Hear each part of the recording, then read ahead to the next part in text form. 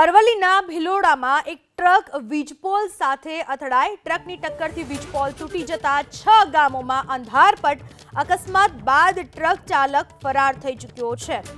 અરવલ્લીના ભિલોડાની ઘટના છે જ્યાં એક ટ્રક વીજપોલ સાથે અથડાઈ જેના પરિણામે આ વીજપોલ તૂટી પડ્યો। વીજપોલ તૂટી જતા 6 ગામોમાં વીજળી ગુલ થઈ ગઈ। 6 ગામોમાં અંધારપટ છવાયો। અકસ્માત સર્જીને ટ્રક ચાલક ફરાર થઈ ચૂક્યો છે।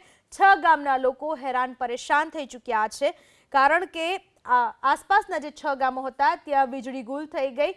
વીજપોલ પડી જવાના કારણે એક ટ્રક આ વીજપોલ સાથે અથડાયો હતો, પરિણામે વીજપોલ તૂટી પડ્યો અને 6 ગામોમાં અંધારપટ છવાઈ ગયો।